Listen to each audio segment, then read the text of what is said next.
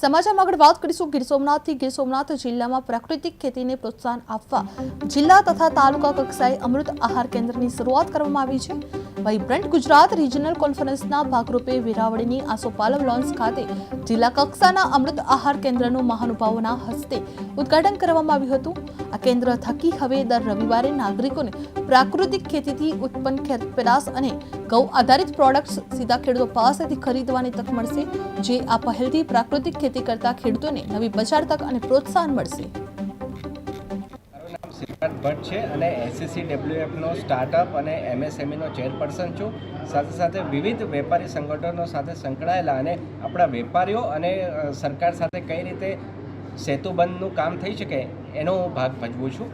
આજે જે કાર્યક્રમનું આયોજન કરવામાં આવ્યું છે તો એનો મુખ્ય આશય કે આપણા ગીર સોમનાથના દરિયાકાંઠાના વિસ્તારના વેપારીઓનો કઈ રીતે વિકાસ થાય, યુવાનોનો કઈ રીતે વિકાસ થાય અને એમાં સરકારશ્રીની યોજનાઓ કઈ રીતે ઉપયોગી મદદગાર થઈ શકે અને એક સેતુનું આપણે આગવા ગુજરાત માટે, ભારતના વિકાસ માટે, જ્યારે ગુજરાત ગ્રોથ એન્જિન કહેવાય છે તો ગ્રોથ એન્જિનનો મુખ્ય પડાવ દરિયાકાંઠાથી શરૂ થતો હોય છે, કારણ કે જ્યારે વિશ્વ કોઈપણ દેશમાં પ્રવેશતું હોય તો એ દરિયાકાંઠે, સાગરકાંઠેથી પ્રવેશે છે અને એનો સાગરકાંઠો આજે આપણે સોમનાથ દાદા અને વેરાવળથી શરૂ થાય છે।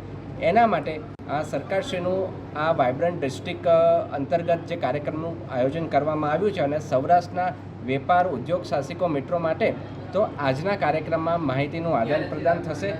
કઈ રીતે આપણી fisheries industry as well as shipping industry, સાથે સાથે agriculture industry, food processing industry, તો એ દરેક પાસાઓ પર ચર્ચા વિચારણા કરવામાં આવશે અને આગામી 2047માં જે વિકસિત ભારતનું લક્ષ્ય છે એ વિકસિત ભારતના લક્ષ્ય હેતુ અંતર્ગત આપણો કોસ્ટલ ઝોન કઈ રીતે અગ્રહરોળ ભરી શકે એના મુદ્દે ચર્ચા વિચારણા થશે।